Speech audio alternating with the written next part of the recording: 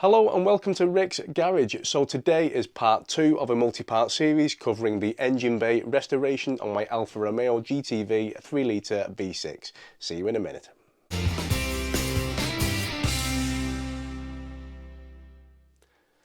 So hello and welcome back. So yes, if this is your first time here, then welcome to the channel. I'm Rick, this is Rick's Garage, and I cover all the work to do with my Alfa Romeo GTV 3-litre V6, or as much as I can. So yes, today, as I say, is part 2 of a multi-part series covering the engine bay restoration on my Alfa Romeo GTV 3-litre V6. Now, I just want to clarify, guys, these are not engine rebuild videos. This is simply just the engine bay restoration on my GTV. That means I'm just dressing it all up again to bring it back to its former glory. Where I'm up to at the minute is just stripping everything down to expose all the framework in the engine bay to treat any existing rust that I've already got and give it a quick lick of paint. Once we've done that, then I'm going to move on to the engine itself. So today is, as I say, part 2. I'm just stripping down the engine bay even more and making a little bit more progress. I hope you enjoyed the video. I look forward to your feedback. Let me know what you think, and yeah, let's get into it. Okay guys and girls, so as you can see, this is where we left last time with the headlights and bumper removed. In this episode, as I say, I'm going to be removing the AC radiator as well as the coolant radiator, together with the expansion tank and also the windscreen washer fluid bottle. And also I'm going to be removing out of the way the wiring looms from both sides of the engine bay. Not removing completely, but moving them well out of the way so we can paint the framework. This is going to be a little bit of a boring episode, guys, but something that I wanted to cover. I'm not going to do the painting in this episode, otherwise it's going to be too long, but that will be done next time. So for now, this is what we're doing today. Let's get going.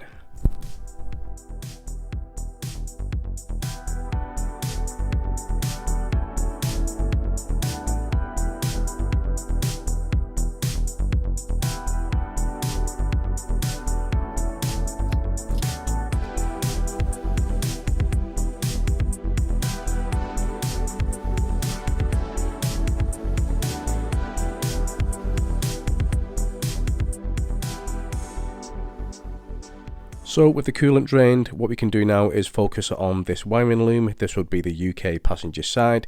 Now, unplugging or removing any kind of wiring loom can be pretty daunting to a lot of people, but once you break it down, guys, it really is quite simple. You've just got to label everything that you possibly can and try not to forget where things go.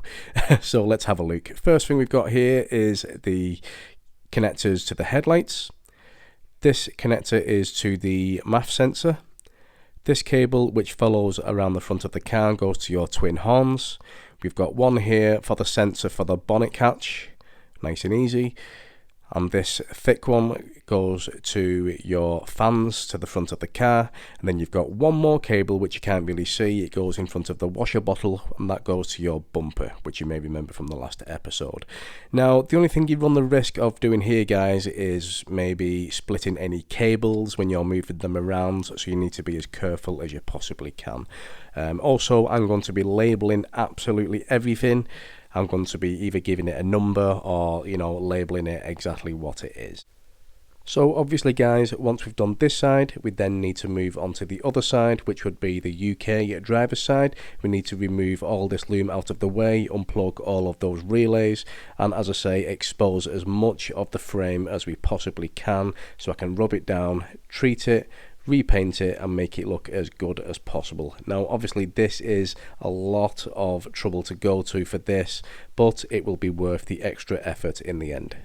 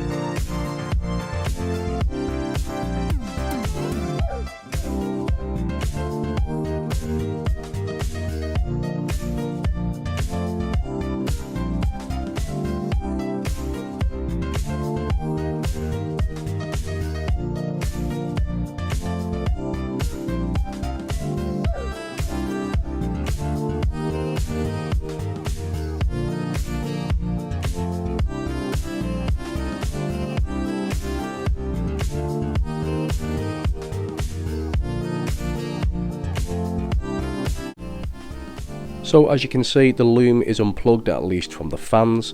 Nice and easy job. I could remember exactly where these go because each plug is completely different. There's only one place it can go, but it doesn't hurt to be completely organised. The only ones which are the same are the top and bottom resistors, but as I say, just a good idea to be organised.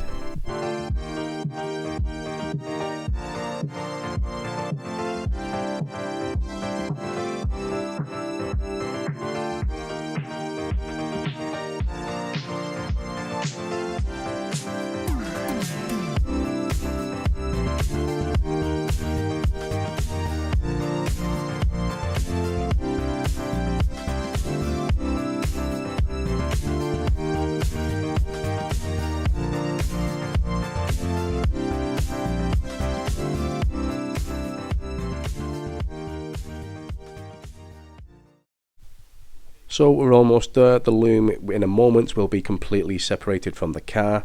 I've just undone one earth cable which you've just saw there. Those are to the headlights. So yeah, I'm going to completely disconnect that in a moment, put that down out of the way. You've got two clips, one here and one a little bit further up, which hold the loom to the frame.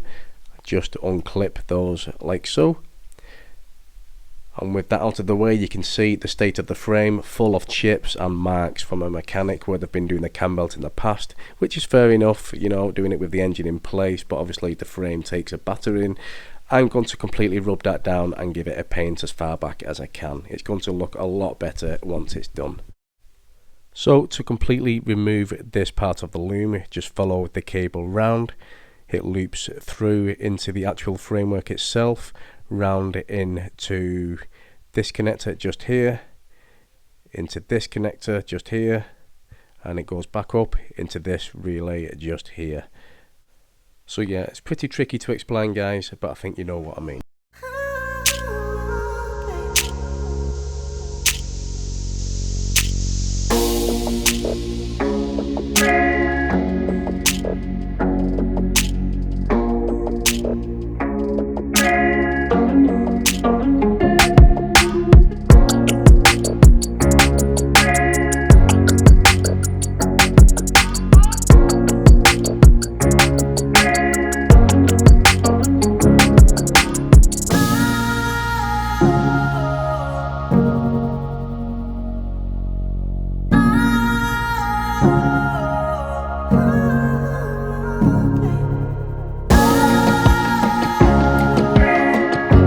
At last, that part of the loom is free. Now the loom itself isn't in too bad a condition, to be fair, but what I think I may do, I'm not sure yet, is unravel all of this stuff to inspect the wires, make sure there is none broken.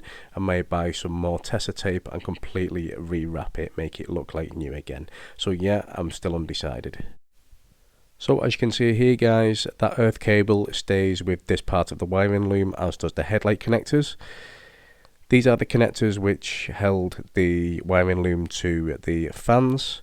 Now this cable, as you can see, runs straight through underneath these relays, and the connector for that is underneath here to the alarm siren, so I'm going to disconnect that. Then I'm going to disconnect the rest of these relays, number those up, mark them up so I know which one's which when it comes to putting them back together.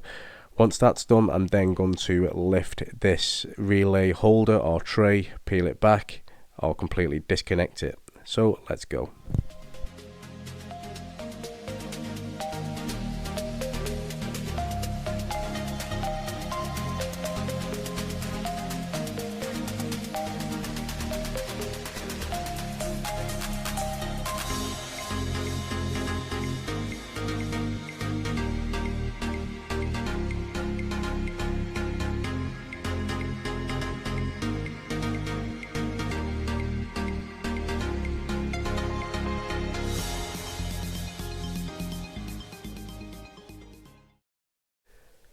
So that is those relays disconnected. Now this loom just here is held on with this 10mm nut, so we'll just undo that now. Then I'm going to unbolt this tray, which is just another couple of 10mm, and then we can lift that off, exposing as much of the framework as possible, as I say. Now what I also need to do is think about this power steering line round here. we need to lift that up as well.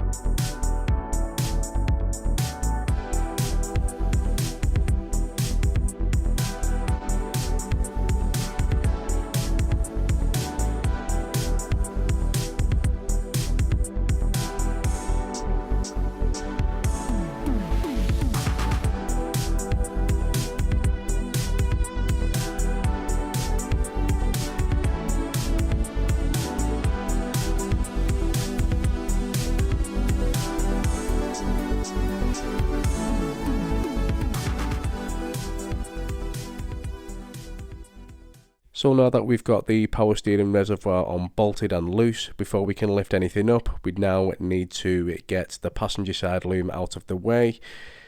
So yeah, just disconnect that bonnet sensor. I'm going to pull out this part of the loom. This one, if you remember, went to the bumper for the fog lights and things like that.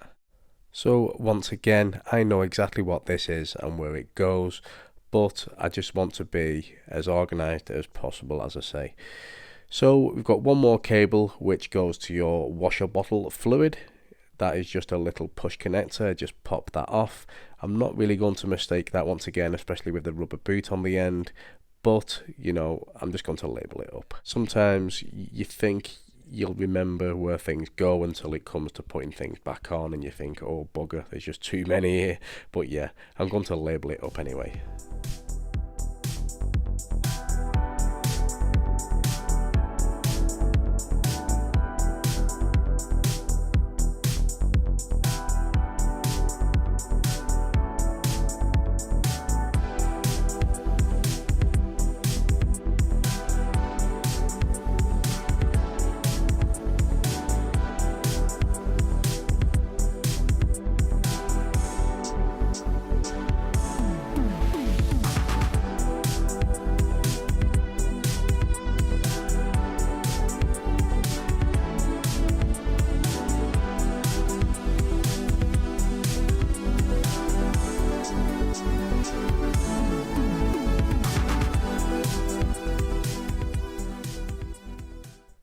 So just a quick recap for your passenger side loom. This part obviously goes to your fans. You've got one earth cable just here. This is to your headlights. These are connections to your headlights. You've got one to your washer bottle, one to your bumper fog lights. You've got one to your airflow sensor, and then you've got one each to each of the twin horns. So now we just need to unravel all of this, peel it back out of the way, and then, as I say, I'll be able to lift up the pipework to the power steering. But before I do that, one last thing I need to do is remove the coolant expansion tank. So yeah, remove the expansion tank, which allows me to remove the loom up out of the way properly as much as possible.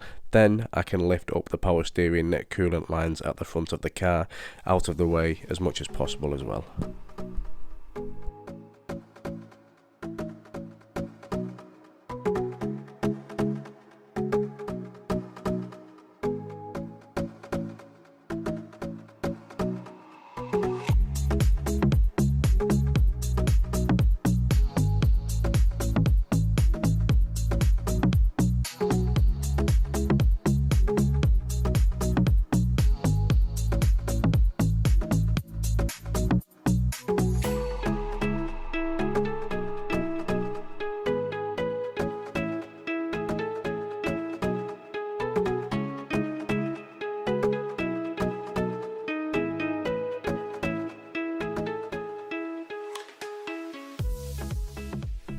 Okay, so when it comes to removing your windscreen washer bottle, that is held on simply by two 8mm bolts.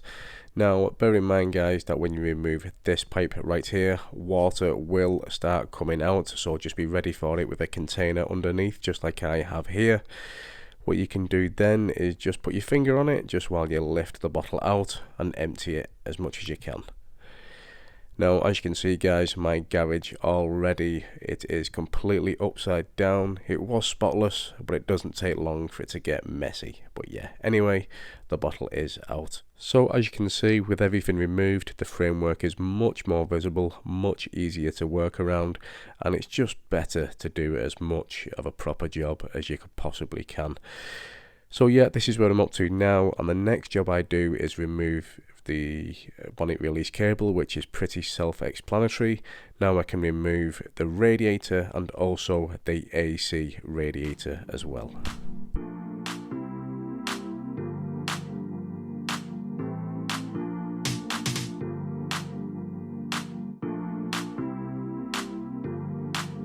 So this goes without saying, before you disconnect the lines to your AC, it is absolutely critical to get your system completely depressurized and degassed first.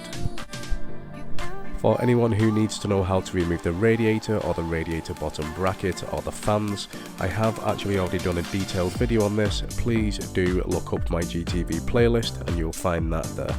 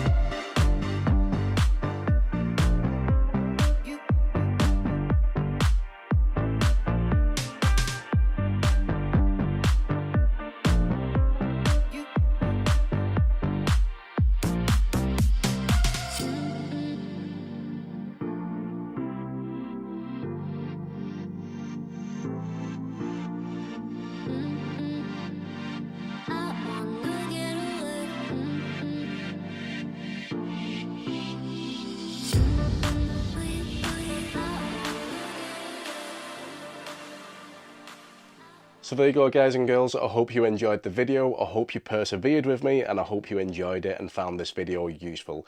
So yes, this is the point that I'm up to now. As you can see, the framework is, you know, it's all exposed as much as possible. Now, this may sound a bit silly, but I wanted to go as far as possible without going too far, if that's what you know, if you understand what I mean. Lots of people are probably thinking, well, to be honest, this is quite far. Well, I understand what you mean, but I could go a lot further. I really could. But yeah, I've gone as far as possible, as I say, without going all out, without going too far and completely stripping everything out of the engine bay. So yeah, what we're going to do next week is I'm going to completely clean this frame off. I'm going to treat the rust or little bits of rust that I've got. Lastly, I'm going to give it a lick of paint, and then this thing should start to look a hell of a lot better. Once I've done that and everything is, you know, looking fine and dandy, I'm going to move on to the engine itself, as I've mentioned. So yes, I hope you enjoyed this video. Let me know what you think, and I shall see you next time. Thanks as always for watching guys. Thank you to all of my existing subscribers. Welcome to all of my new subscribers.